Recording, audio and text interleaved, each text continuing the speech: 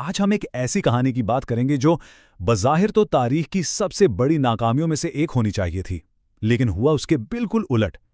ये कहानी बन गई इंसानी हिम्मत और बका की सबसे अजीम दास्तान। जी हां, ये अर्नेस्ट शैकल्टन और उनके जहाज एंड्योरेंस की नाकाबिले यकीनी कहानी है। तो सोचिए जरा क्या होता है जब एक बहुत बड़ा अजीम मिशन, एक बर्र-ए-आज़म को फतेह करने का ख्वाब, जिंदा रहने की एक मायूसकुन एक भयानक जंग में बदल जाए। पूरी कहानी का महवर यही सवाल है। आइए इसमें गहराई में चलते हैं। कहानी की शुरुआत होती है एक बहुत ही बड़े बल्कि तकरीबन नामुमकिन मकसद से। शैकल्टन का मंसूबा था तारीख में पहली बार पैदल पूरे अंटार्कटिका को उबूर करना। सोचें, एक ऐसा कारनामा जो इससे पहले किसी ने करने का सोचा तक नहीं था। देखिए, मंसूबा तो कागज पर बड़ा सीधा सा लगता था। 120 दिन, 2900 किलोमीटर का सफर और अंटार्कटिका फतेह। लेकिन हकीकत तो बिल्कुल ही अलग कहानी थी। 497 दिन बर्फ में फंसे रहना, खुले समुद्र में 1300 किलोमीटर का जानलेवा सफर, और नतीजा सबसे हैरानकुन था। एक भी जान का नुकसान नहीं हुआ।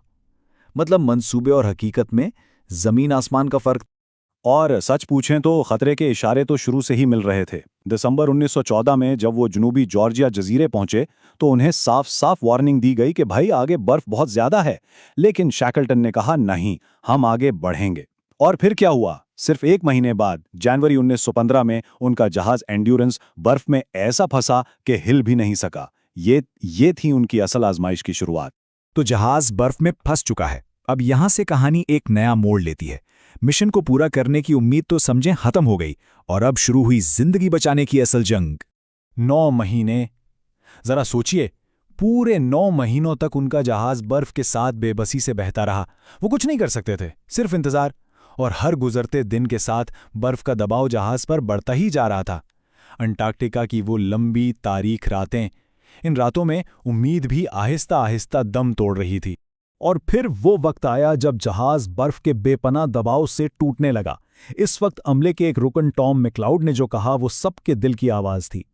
मुझे नहीं लगता अब हम अपने घर कभी वापस लौट पाएंगे। मायूसी पूरी तरह छा चुकी थी। आखिरकार 27 अक्टूबर 1915 को शैकल्टन को वो हुक्म देना पड़ा जिससे वो डरते थे। जहाज छोड़ दो। उन्होंने जल्दी जल्दी 3 छोटी कश्तियां और कुछ राशन बचाया, और फिर 21 नवंबर को सबने अपनी आंखों से अपने जहाज एंड्योरेंस को बर्फ के नीचे डूबते देखा।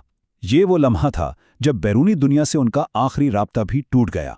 अब वो सचमुच में एक तैरते हुए बर्फ के टुकड़े पर बिल्कुल अकेले और बेयारो मददगार थे।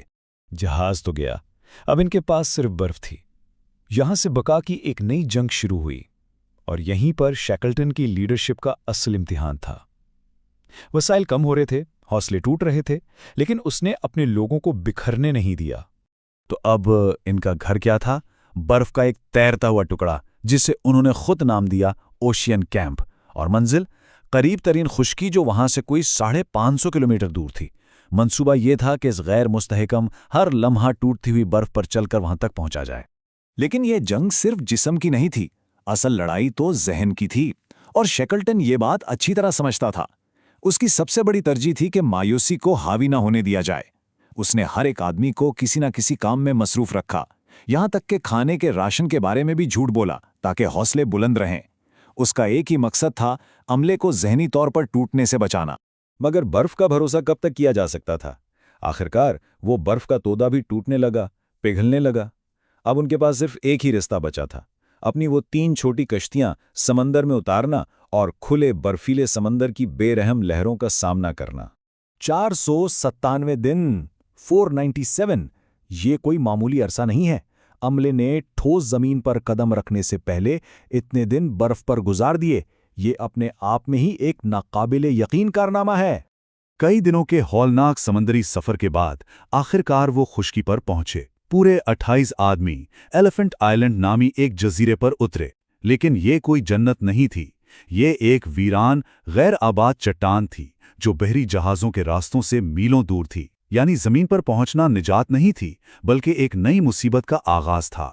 तो वो एलिफेंट आइलैंड पर फंसे हुए थे, दुनिया से मुकम्मल तौर पर कटकर।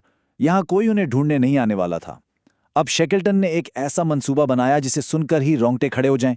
एक ऐसा मंसूबा जो तारीख के सबसे जुर्रतमंदाना और शायद सबसे पागलपन भरे मंसूबों में से एक था। उसे दुनिया के सबसे खतरनाक समुंदर को पार करके मदद लानी थी। ये मंसूबा एक जुआ था, एक नाकाबिले तसव्वुर जुआ। प्लान ये था, 22 आदमियों को एलिफेंट आइलैंड पर छोड़ा जाएगा। शैकल्टन खुद 5 आदमियों के साथ एक छोटी सी कश्ती में निकलेगा। वो 1300 किलोमीटर का सफ़र तय करके जनूबी जॉर्जिया जजीरे पहुंचेंगे और वहां से मदद लेकर वापस आएंगे। ये सुनने में ही नामुमकिन लगता था, लेकिन सच तो ये है कि यही उनकी वाहिद उम्मीद थी। और वो सफ़र शुरू हुआ। 17 दिन, सिर्फ 7 मीटर लंबी एक कश्ती में 6 लोग, और सामने था दुनिया का सबसे खतरनाक समंदर। तूफानी हवाएं, 12-12 मीटर ऊंची लहरें। ये कोई सफ़र नहीं था, ये 17 दिन तक मौत से आंख मचौली थी। 17 दिन के इस जहन्नमी सफ़र के बाद वो साउथ जॉर्जिया पहुंच तो गए, लेकिन किस्मत देखें, जजीरे की गलत साइट पर। व्हेलिंग स्टेशन जहां मदद मिल सकती थी वो दूसरी तरफ था, और बीच में था एक 10,000 फुट ऊंचा पहाड़ी सिलसिला जिसे पहले कभी किसी ने पार नहीं किया था। लेकिन शैकल्टन रुका नहीं। बगैर किसी सामान के 36 घंटे लगातार चलकर उसने और उसके 2 साथियों ने इस पहाड़ को भी सर कर लिया। ये वाकई इंसानी बर्दाश्त की इंतहा थी। शैकल्टन और उसके साथी तो बिलाखिर तहजीब तक पहुंच गए। वो महफूज थे। लेकिन कहानी यहां खत्म नहीं हुई, बल्कि सबसे बड़ा काम तो अभी बाकी था। अपना वादा पूरा करना और एलिफेंट आइलैंड पर मौत का इंतजार करते अपने 22 साथियों को वापस लाना। उधर एलिफेंट आइलैंड पर जो 22 आदमी पीछे रह गए थे, उनका क्या हाल था? उनके second in command Frank Wild हर सुबह उठकर सबसे एक ही बात कहते थे, लड़कों अपना सामान बांध लो, बॉस आ जा रहे हैं। 4 महीनों तक हर सुबह ये था उनका अपने लीडर पर यकीन। लेकिन इनको बचाना कोई आसान काम नहीं था। शैकल्टन ने एक के बाद एक कुल 4 कोशिशें की। 3 बार उसे नाकामी हुई क्योंकि बर्फ ने रास्ता ही नहीं दिया। 4 महीने बीत गए। सोचें जरा उन लोगों पर क्या गुजर रही होगी, और शैकल्टन पर भी। मगर वो हारा नहीं। हर नाकामी उसके अज़्म को और पक्का कर रही थी। और फिर 30 अगस्त 1916 को वो आ गया। उसने अपना वादा निभाया। और यही इस कहानी का वो मौजज़ा है जो इसे लाजवाल बनाता है। इतनी मुश्किलात, एक डूबा हुआ जहाज, भूख, सर्दी, मायूसी, इन सब के बावजूद नतीजा क्या था? 28 लोग इस सफर पर गए थे और 28 के 28 जिंदा वापस आए। 100% बका। तो हाँ, शैकल्टन एंटार्क्टिका को पार करने के अपने असल मिशन में तो नाकाम हो गया, लेकिन उसने हर एक जान बचा ली। तो यहाँ सवाल ये पैदा होता है कि कामयाबी का असल पैमाना है क्या? क्या ये तयशुदा मंजिल तक पहुंचना है या अपने लोगों को हर कीमत पर महफूज वापस लाना? ये कहानी हमें इसी सवाल पर छोड़ जाती है।